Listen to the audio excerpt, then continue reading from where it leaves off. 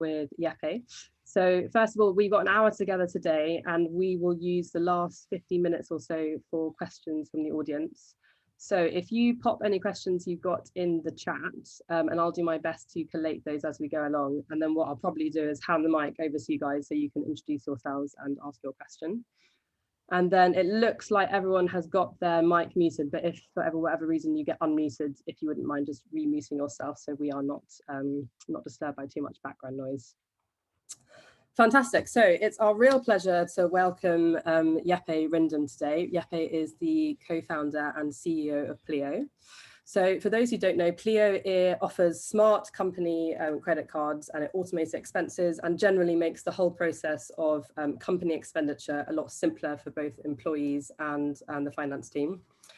So Pleo was founded in Copenhagen back in 2015, and since then it has grown rapidly. I can see Jeppe nodding, so I'm clearly doing the right intro. Correct me if I'm wrong, Jeppe, but I believe in 2019 you raised the largest ever Series B fundraising round to date in Denmark. And to date, you guys have raised just over $80 million. Pleo is has 250 employees spread across lots of different European markets and over 13,000 customers, a lot of whom operate in the SME space. Before life at Pleo, Jeppe spent 10 years working in kind of the more traditional corporate banking, management consulting route, working with big corporates, and then moved into a more entrepreneurial setting. Before Pleo, he was also the CFO of the Danish startup success Tradeshift. And he also, as if he hasn't got enough on his plate, is an angel investor and advisor to lots of different startups, not just in the fintech space. So welcome, Jeppe. Lovely to have you with us today. Thank you so much. There's really no further introduction from my side. If I've missed out anything, you have to let me know. No, you didn't miss anything. Well, maybe I'm based out of Copenhagen still. But we have our second largest office in London with about 45 people. So, before February 2020, I went to London all the time as well. And the UK was one of your earliest markets, wasn't it? It was. So we started in the Danish market, got the first learnings, but like a few months after, really, we went to the UK and we launched in the UK as our second market. And it's the biggest market we have today, both in terms of size and growth and team.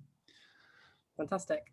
So the first thing to say is that at Founders Factory, we ourselves are customers of Pleo. It's not a company I'd come across before I came to Factory, but now I love it. As an FD, it saves me so much time. It makes me so efficient. I think it takes a lot of those kind of financial process pain points and offers really simple and elegant solutions. So thank you for saving my time. You're welcome. But also, I'm curious, is it that the idea for Pleo itself came from your previous experience as an FD and those pain points and frustrations you had encountered yourself? Yeah, I mean, I think at the time, Nico, my co-founder, and I, we had, we'd been employees, we had been team managers, and I had even been a CFO. So I've seen this pain point of buying stuff in a working context from different directions.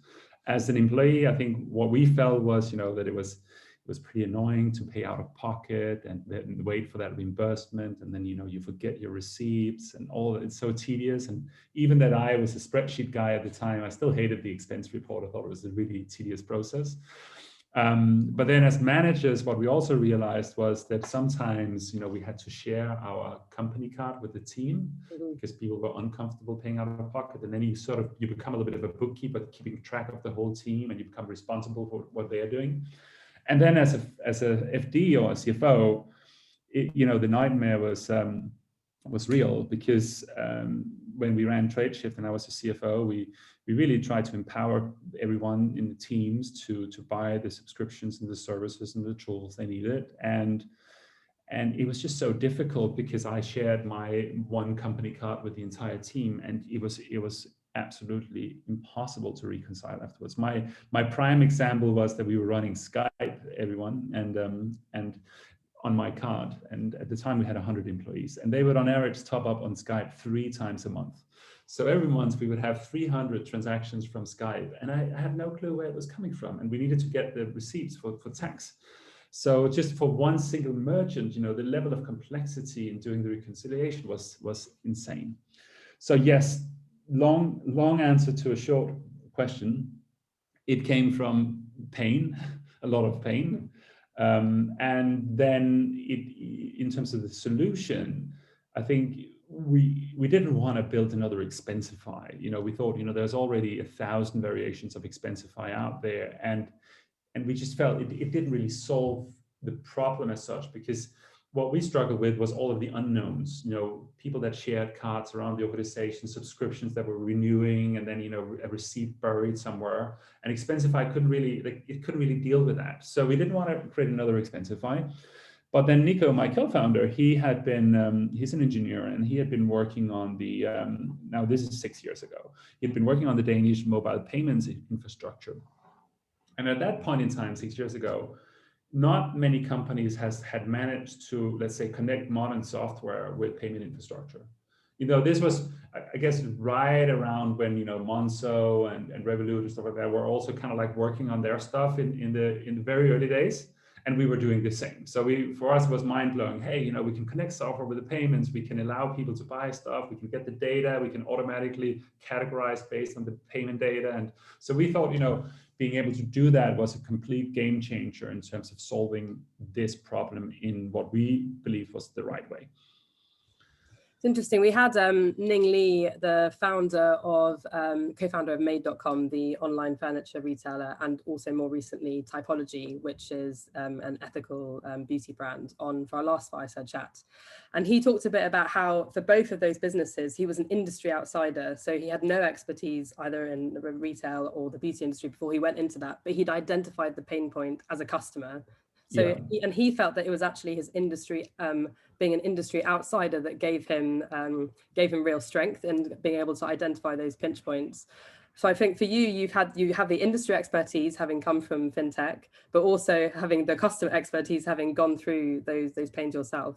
So now fast forward 6-7 years, how do you still put yourself in the customer shoes and understand what problems you're trying to solve for?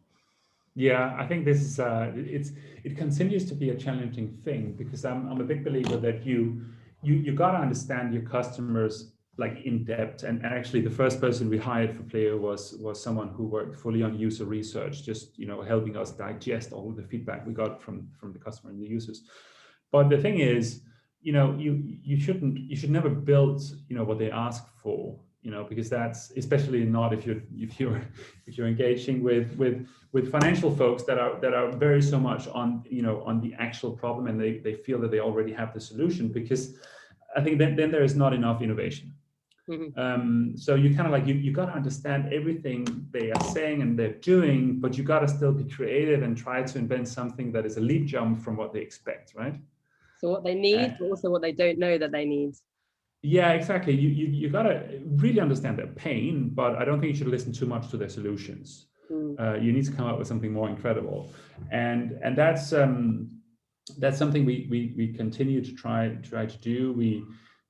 A good example would be, we're coming out later in the spring here with a product that allows you to pay a bill, and that has been something that has been requested for a long time in Pleo, that you can put the bills you need to pay into the workflow and go through the same reviewing processes and categorizations, and then pay it in the bank and it connect with the accounting software. So we've had that feedback consistently. Having all of your payments in one place would be incredible.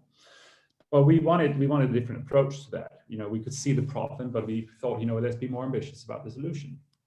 So it was important for us that, once we launched bills, it's not only about putting it into a workflow and paying it from the bank, but, we want it to be magic. So what we're doing now is, you can take a photo of the bill, or you can forward it to Pleo, and then we would automatically OCR the bill, and we would of course put it into the workflow and categorize it, but we would also ensure that it gets paid in the right time. So now you no longer need to go to the bank and do those approvals and set up the instructions or upload the file. Everything will be taken care of from Pleo, so you just really need to snap the bill. So we much believers that you need that extra bit of magic that this distance you from any competition to really make an impact out there. I look forward to this release coming out, and it was saving me even more time. So I'm grateful. Yeah. So going back to the beginning at 2015 when you guys started Pleo, I'm fascinated. We've got lots of early stage founders on the call, so I'm fascinated to concentrate on this particular time in Pleo's growth. So it'd be great if you can talk us through, what those first couple of years were like, what it was like fundraising at the very beginning in quite a sort of capital intensive and thirsty regulated market. And also what your go-to-market strategy was. How were you finding those customers at the very beginning? Yeah. So we were, as I said, we were starting out with just really wanting to spend time with the users and the customers to verify that the solution we had in mind would be something that resonates with them. So we did a lot of that. And the reason why we could also spend a lot of time with the customers to warm them up was there was quite a bit of lead time for us to launch a product, because what was a bit funky with us, and I guess many fintechs really, was that this was not only a software offering, it was also something that it required licensing, and we needed to partner around the licensing and connect to the payment processing and all that kind of stuff. So there was something that was a bit out of our control in terms of speed, because we had to work with different parties. And then thirdly, we also needed to get a hold of this whole compliance process of onboarding customers and figuring out how to do that. So I would say that the lead time of from ideation to launch was a bit longer than we had wanted at the time, being super impatient founders. Probably took us around a year, maybe 14 months from idea to first customer going live with a very scrappy customer experience.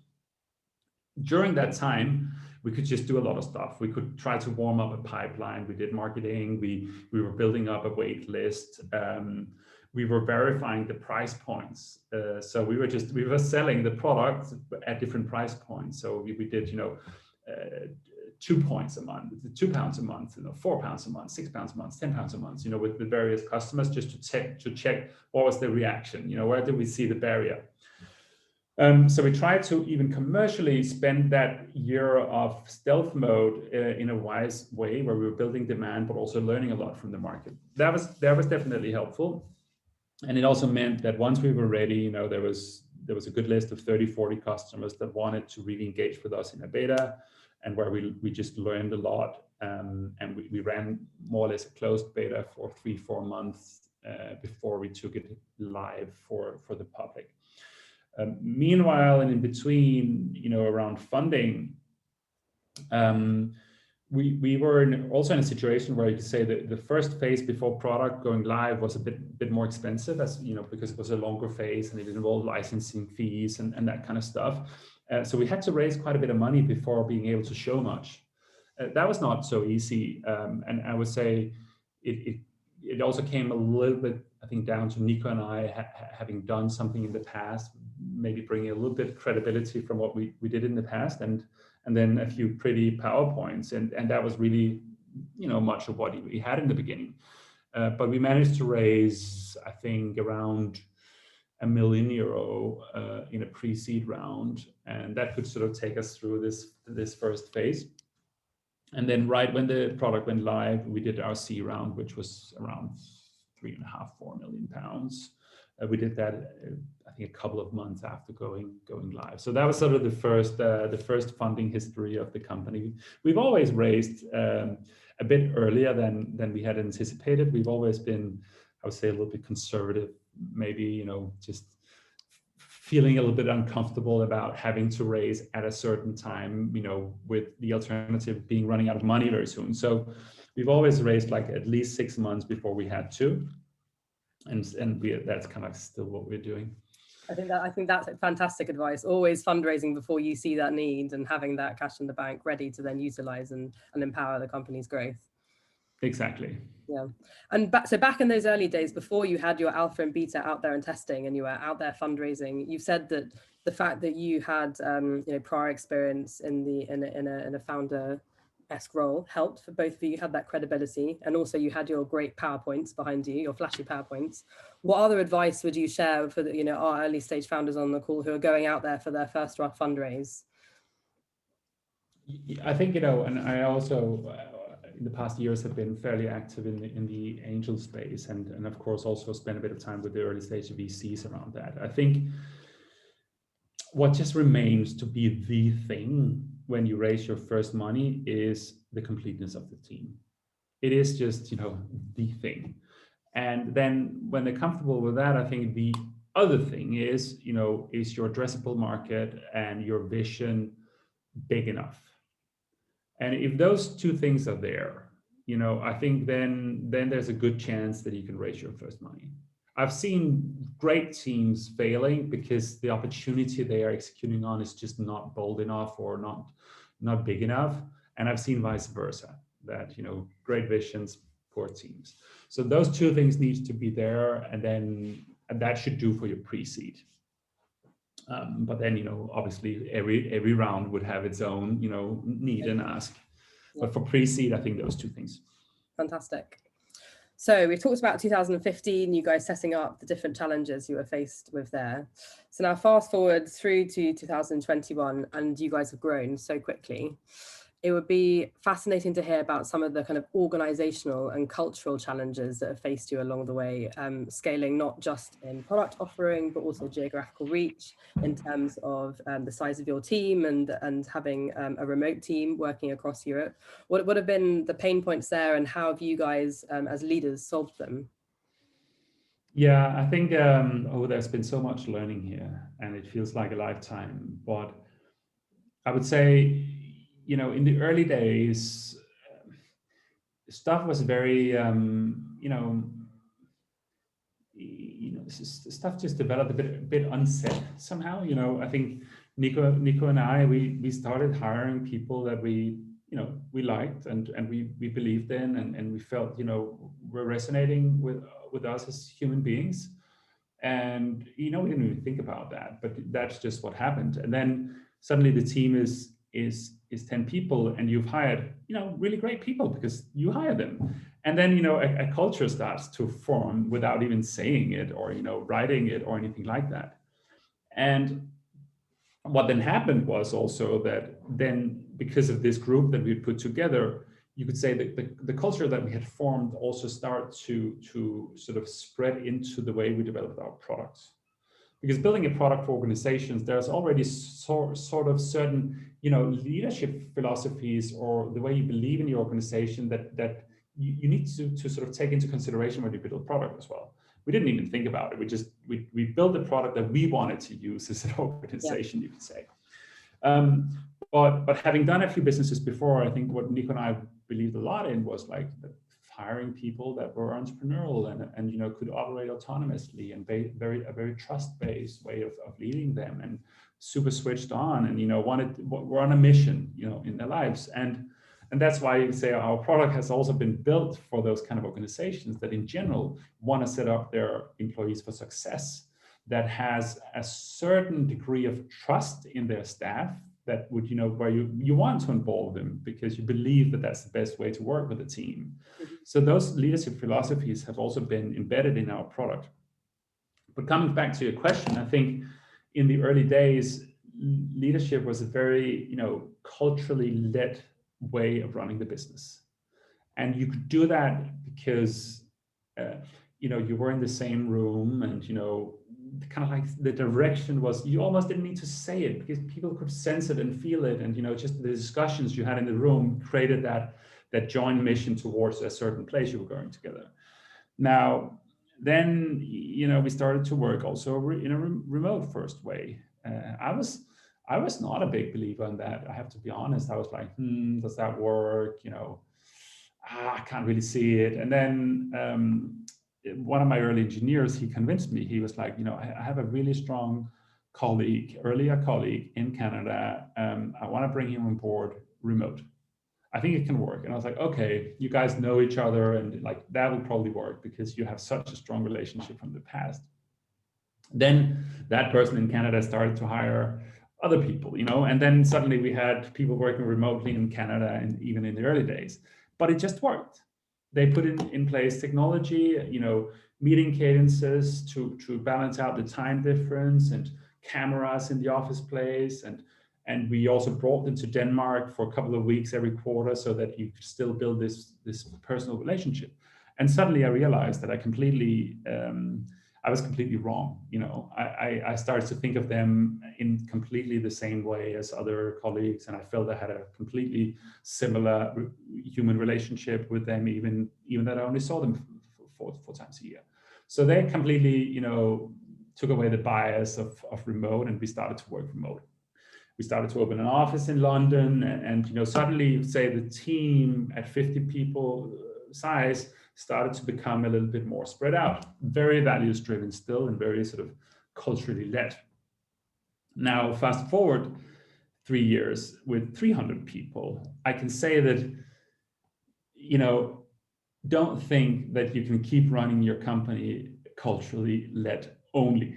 It doesn't work. It doesn't work at scale. I think there's a tipping point where suddenly you're not in the same room anymore, and you have separate offices, and you may share similar values, but the way you interpret those values are different, and also you may not sense the direction and the pace and stuff like that in the same way when you start to spread across offices. Particularly when if you, like we did, if you grow so fast that 50% of the organization at all times has less than 6 months tenure, then every person next to you is new. So I think one of the biggest learnings we've had, and maybe arguably a little bit too late, was that you gotta combine the culture with structure. Even early on, and leadership. And we love to grow leadership within Pleo, and nothing makes me more proud than when someone joins early on and sort of completely rockets up to a managerial position. But we can not only do that. We also need more senior leadership from the outside that have seen the current stage, maybe even a few years forward. So I think culture remains extremely powerful and important, but it needs to be combined with more structure, and you can work with different things. We've started to work with OKRs, and we're starting to be a lot more disciplined about how we talk about our vision and how we talk about our mission. Try to really explain, so what does that mean in the day-to-day that we have this vision and mission. We talk a lot about our strategy. We show how the strategy is very linked to our vision and mission, and hopefully how each person in the company should be able to associate him or herself with both the strategy, the mission, and the vision, and know, how am I contributing to this? So all of this maturity I think has been very required, and maybe something we've started a little bit too late. What for you? What was the tipping point, either at the time or in hindsight, where the number of employees necessitated the change from being primarily or only culture led to being culture led but underpinned by the kind of frameworks and structures to help support that culture? Where was that? Yeah. That golden hour where it sort of changed. Yeah, I think the key word here is when there starts to be distance, and I'm talking about both physical distance. So when you start to have multiple offices and stuff like that, it becomes gradually more difficult. But I would also say functional difference. So in the sense that when you start to specialize a bit, and maybe you have a marketing team, and then you have a product team and stuff like that, then eventually what you will realize is that business problems don't come with that structure. So when you throw in a business problem, which is like we want to grow faster, it doesn't sit with any of those. It sits with all of them. And then so how do you do that? We need to grow faster. Where do you go to solve that problem? You need to work extremely cross-functional.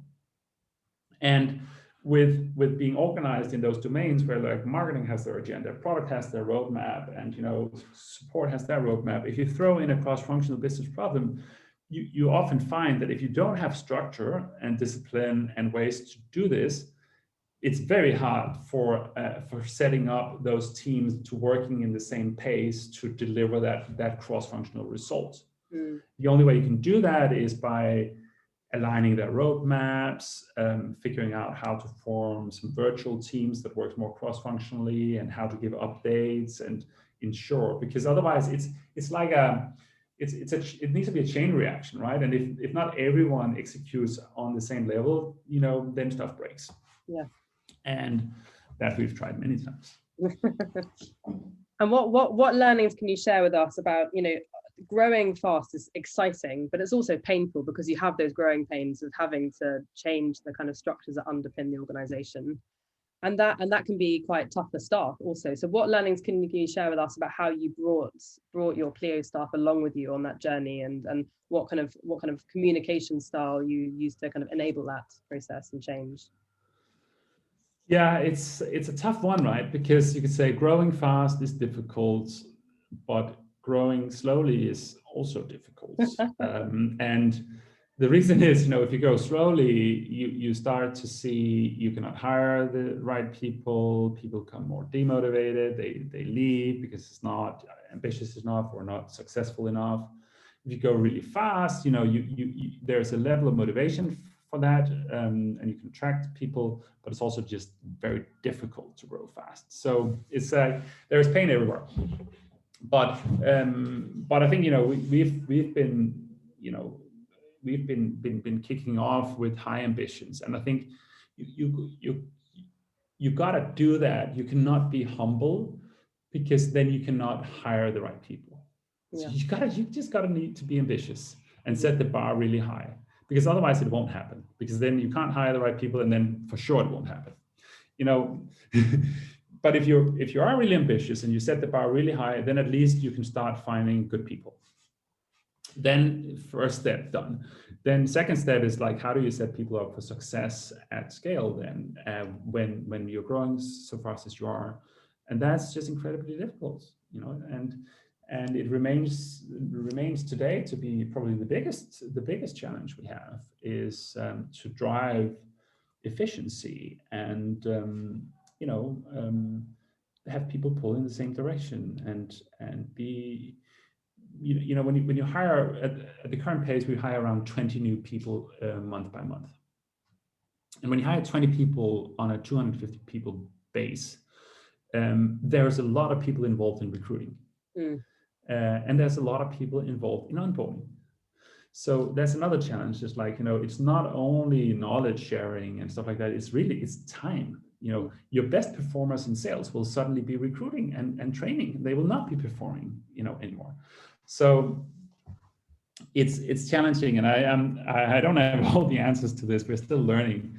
But from a recruitment perspective, I think it has helped us to put in place a fairly heavy recruiting team that does that to a wide extent and help as much as they can on the recruiting, the sourcing, even the onboarding as well. We have a 2-week onboarding program here in Pleo, so that the teams can become a little bit more efficient in their day-to-day. Mm-hmm. Great. So something you touched on earlier, and I'm really fascinated by, is you talk about how Pleo, the product itself, it also is value and purpose driven. And so, at a very basic level, as a credit card, right? And all the stuff that goes along with it. But you talk, and I've heard you talk previously about how for you, it's about empowering employees, about being able to enable trust and transparency across an organization. And I find this fascinating because, again, it's a credit card, it's a fintech product, but it's also something more. So it'd be great to hear you talk a bit about this as well. Yeah, I mean, this points to the importance of, I think, of having a purpose with what you're building. And I'll be completely honest that we had not figured this out when we started the company. I think we, at least, and I think maybe even any company, would find a lot of purpose in the early days in just building the first steps of a business life. The adrenaline involved with getting your product ready and seeing if it works with the customers, and if you can kind of make a loyal customer relationship and acquire the next customer, is, at least it was for us, a lot of purpose. There's so much energy in that. But then kind of when you have that formula nailed, you find people, maybe yourself, not in our case, but some people will start to ask you, so why are we doing this?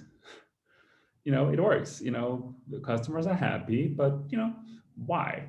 Yeah. And as a founder, the likelihood that you are still excited about building the company is probably pretty high. At least it was for me. But maybe some of your team workers are like, yeah, it's also exciting, but like, why are we doing this?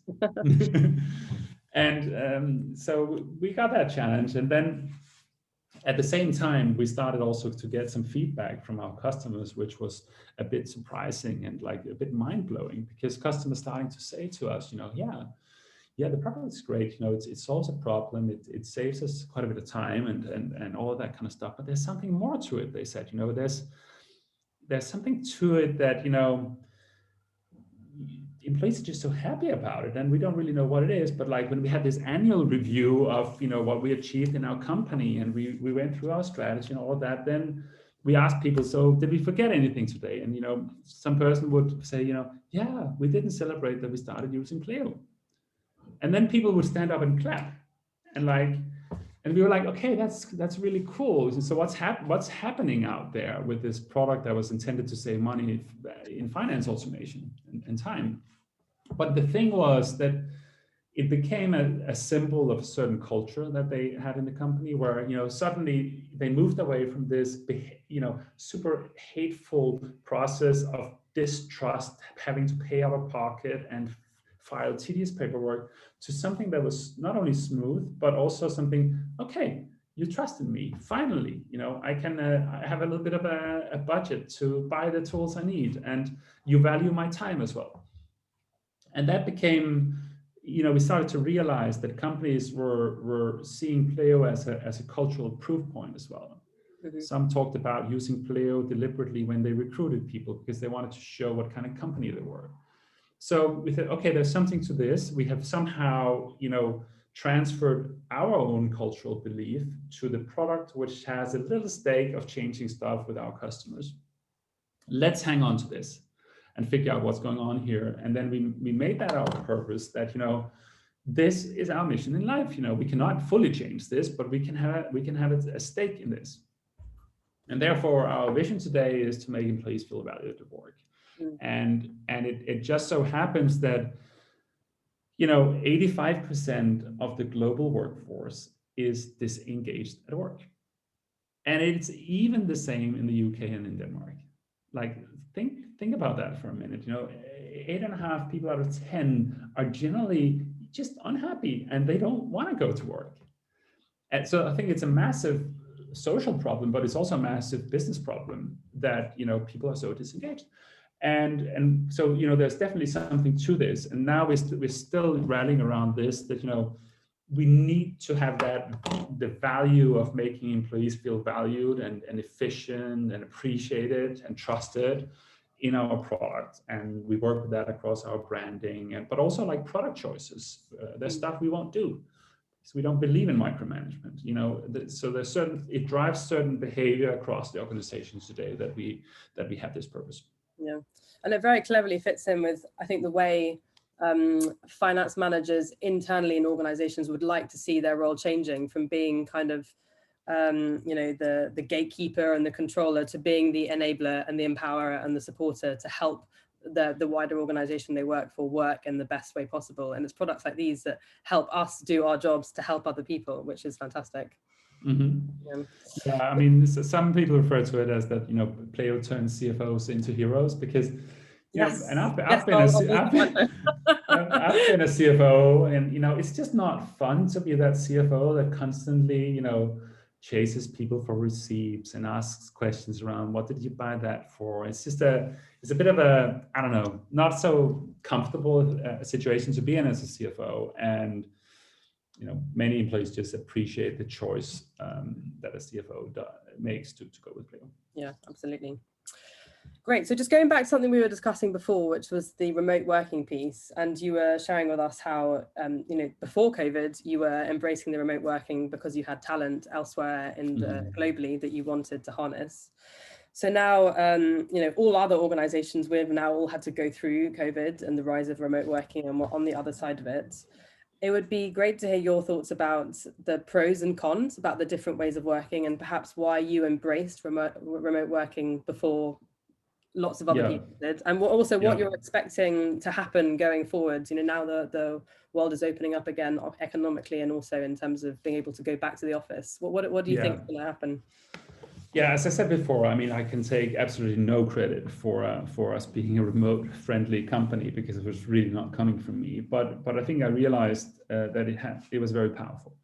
It was very powerful because suddenly we tapped into not fully global, but a more global workforce.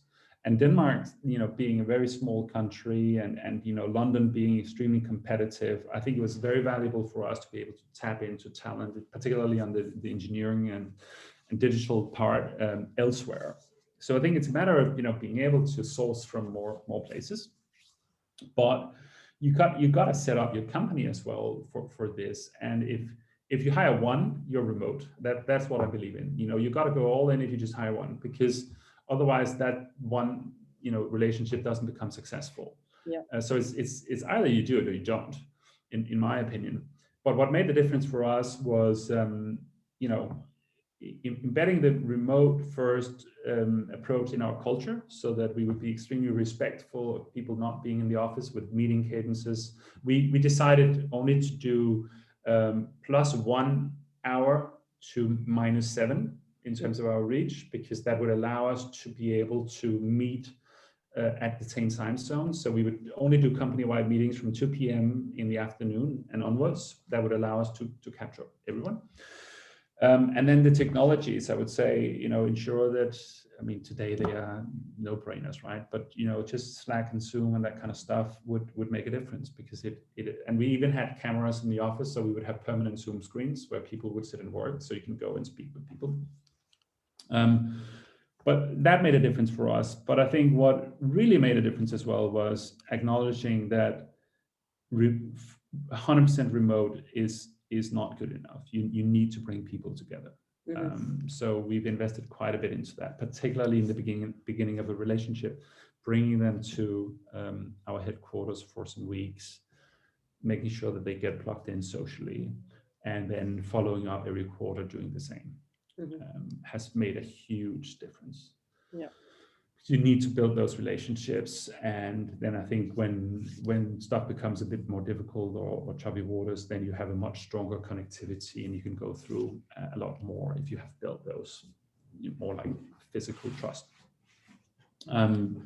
So that we have done as well. And then I think sometimes we are challenged, so do you need to go fully remote or partially remote? And we've always been flexible. People can, for many positions, they can work from wherever, any of our offices or from home. And so we've been successful with having engineers in our offices as well as remote, and make that work. Yeah. And thinking about the kind of international reach you have in talent, what about the international reach in terms of your customers? How have you decided to target new markets? I know the UK, we were a very early market for you, but after that, how was it you decided where to expand into and operate within? Yeah, it became we had the vision, even when we launched UK as our second market, that we needed to somehow productize the ability to launch a market. So we were putting in place a launch team, and with the mindset that you gotta build a methodology for selecting a market and for setting up the market, and what you need to achieve in your first 6 months or 12 months. So we put a team in place that were fully focused on this, and they put in place some criteria that they sort of analyzed each market for, and that were determined on what market should go next. And that was quite a few criteria, with stuff like, what's the size of the market, what's the competitive situation, what's the product sort of adoptions we need to make in terms of integrations, stuff like that. How complex is it to set our product up for success in that market? What in terms of building the team, do we have people on board already that would be the first couple of folks in that market, or do we need to hire? Even stuff like, how complex is it to travel? Because we need to travel a lot in the beginning. So, there was a lot of criteria that went into that formula, and then we were like, okay, next market is Germany and Sweden. Also, how strategic it is. Is it from a raising funds point of view? Yeah. Particularly going to the UK was really due to that. We needed to show that we were beyond Denmark early on. It was the first thing that people said when they met us, is this a Danish thing? Does this scale? Denmark is such a small country. So going to the UK, which arguably was the toughest market from the maturity of the technologies is just, beyond any other market. So, we would be challenged, and it would be more demanding, but showing that we could be successful in the UK was incredibly important for us from a fundraising perspective. So now we're in 2021 and the UK has left the EU. So it would be great to hear your perspective about, as a non-UK originating company, what that means for, London regards itself as a bit of a fintech hub, and it'll be fascinating to see how that translates in the next few years as European portability perhaps becomes an issue. So what would be your perspectives as, as someone who has a base in the UK, but you're not UK domiciled as it were, the company? Yeah, I mean, so we've reached a certain maturity, right? And the UK is so successful for us that for us, it's no matter the complexity that this adds to us in terms of having to put in place a second license and all of the admin around that, we will do that because the UK is an important market for us. I think if I had to rewind 4 or 5 years before we went to the UK, with the complexity that is now implied in going to the UK, I'm not sure I would have gone to the UK. Yeah. Because at that time it would be unbearable to think about a second license and all the setup and financial implications of that. We would probably rather had launched in Germany then as our second market, and then waited all together with the UK. I would say more or less maybe you think about the US before the UK, because the US would involve almost the same level of extra added complexity, but open up a much bigger market for us. Yeah. So I do think that when it comes to fintech and the regulated fintechs, not all fintechs are regulated. I do think that we would start to see, UK-based fintechs being slower at going outside of the UK and vice versa, just due to that. But I also have to say that there's still there's uncertainty around exactly what will be required to operate within and outside. And we are not 100% sure yet how it's going to play out. Yeah, like in every space, still so much uncertainty. We're all waiting to see the first mover. Yeah, and then more generally, sort of Brexit and the UK aside, you've talked a bit about what is next for Pleo, but what else do you think are the kind of real areas which are ripe for innovation or areas for opportunity within the fintech space? I think fintech is maturing really fast, to be honest, and I think we are now seeing that almost all corners of financial services are now being addressed from a new technologies point of view. I think when we started out, we were very inspired by Klarna and Adyen, and we were inspired by Stripe and stuff like that. That obviously was amongst the first wave of financial innovation and have really been taking off. But since then, I think so many categories have been addressed, us being in the more like the automation space, the whole wave of neobanks, the RegTech, the InsurTech, I think all of them are starting to take off, crypto, etc. So I think, we are well into the wave of fintechs. And I think, within each area, we can identify some very successful companies now. I think one area that is starting to catch my interest, which is fintech, I guess it's in the outskirts, it's the whole thing around SPACs, where, I think it's so exciting to see how a new way of raising funds have hit the market in very little time and become a massive success.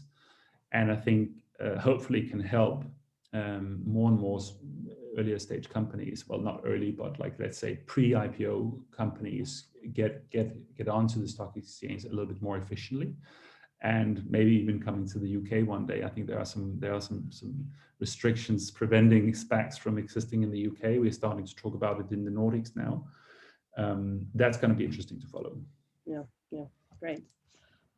I'm just wondering, I haven't seen any questions pop into the chat yet, and my mouse is also now broken. Working from home fails. I can't see if there are any, but I'm wondering if there's anyone in the audience who would have a question for Jeppe. And Ellie, I'm wondering if you can facilitate this because I now can't use my computer anymore. Don't be shy. I'm watching this chat here, but it's very silent. Hey, Abby, it's Ollie here. Thanks for that, really insightful. Just to pick up on your point around one of the areas that's of the market that's having a lot of traction now around digital currency or crypto. Do you have a view that you may need to, at some point, that I could spend or cover transactions through Pleo with alternative currencies? It's not in our vision today. I think that may happen one day. I think right now it's a niche when it comes to B2B, and I think we've always been a little bit like, if you look in the past, you know, the B2B space have been fairly slow adopters of new payment instruments. They've been hanging on to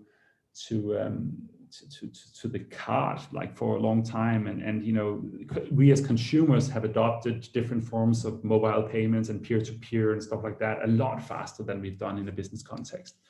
So I think what we are doing also when it comes to crypto is just monitoring a little bit what happens in the consumer space before we take big bets in terms of offering to businesses. Thank you. Thanks, Ollie. Have we got any other questions from the audience? Hey, Jeppe. We're a UK-based startup, and we're looking at hiring post-Brexit some early-stage employees who are based in the EU. I wonder if you've ever experienced any challenges with your kind of cross-border hiring as you talked about expanding your remote team.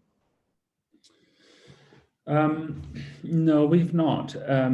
We've done it in a way where, you know, on paper they are contractors and not employees, and you know, essentially we interpret them as full, you know, employees, but employing folks in other markets would, you know, imply that you maybe need to register as an employer, and you need to put in place insurances. In certain countries, you even need to put in place an entity and stuff like that.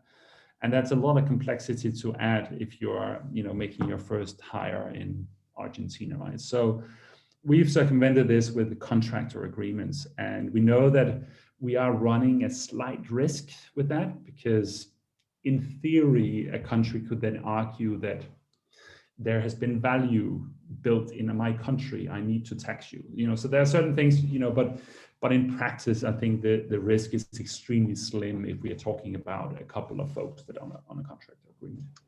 Thanks, Jeppe. Helpful. Daniel, you've got a question. Yes, thank you.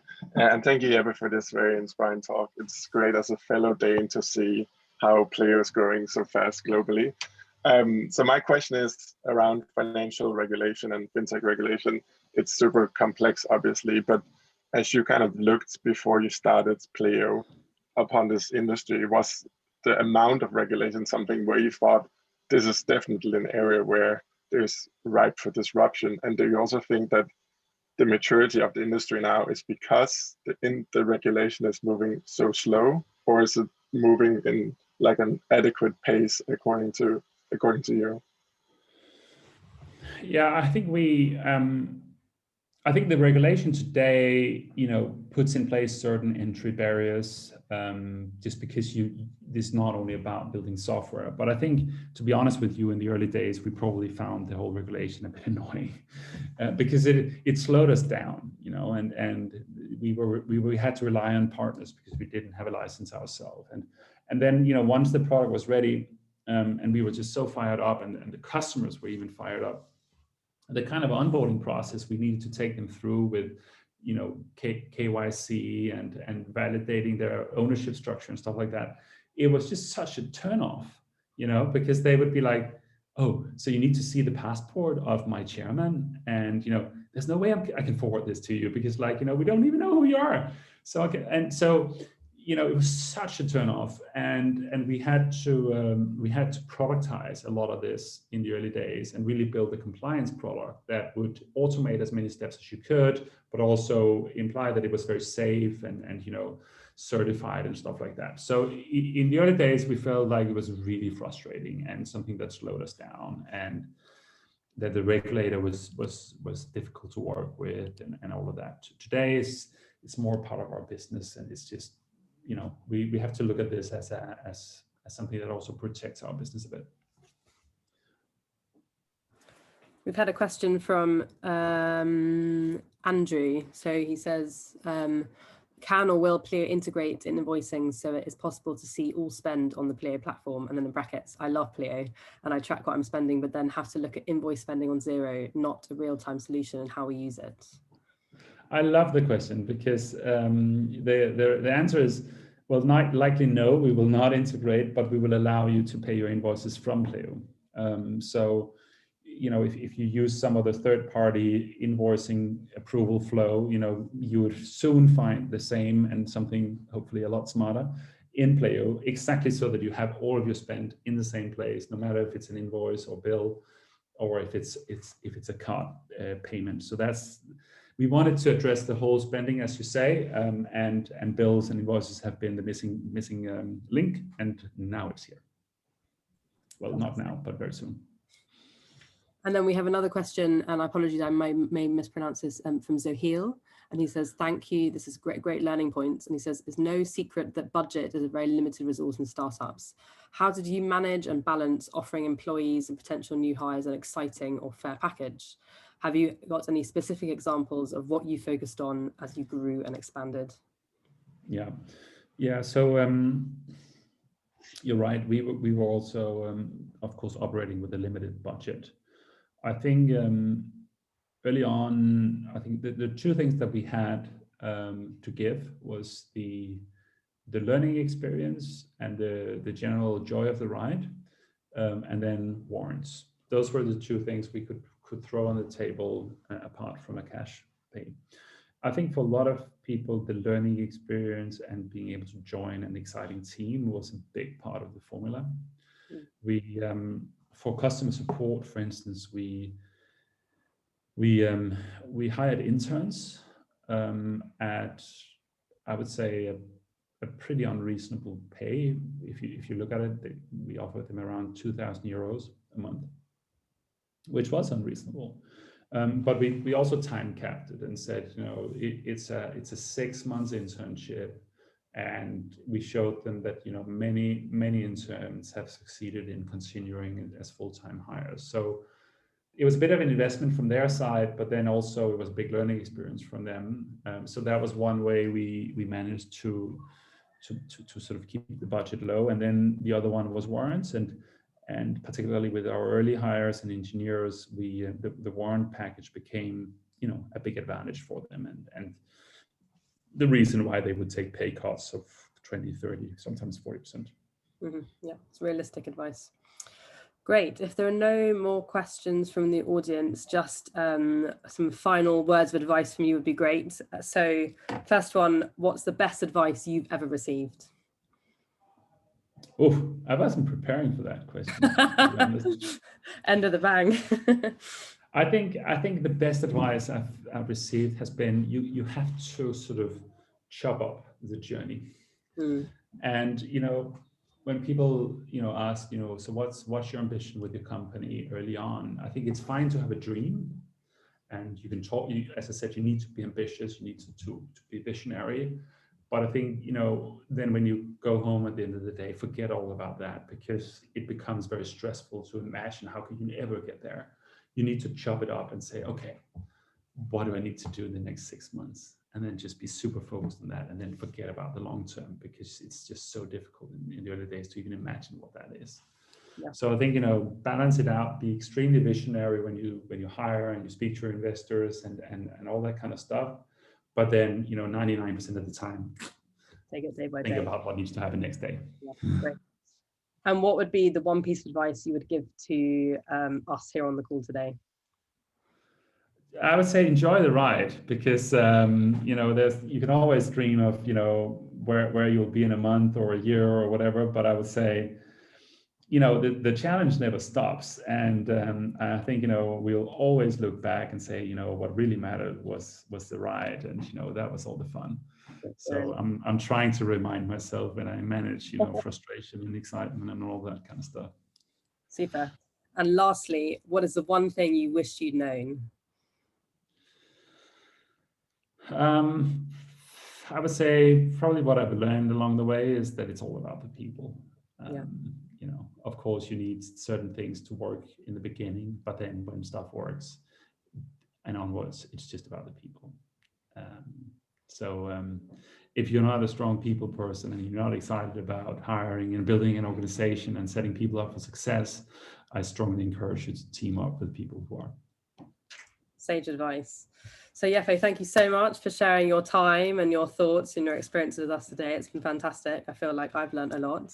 And thank you also to all our participants for joining. It's been a pleasure to be here today. Thank you for having me, and thanks for listening. And yeah, I had a lot of fun. Great. Okay. Thanks, everyone.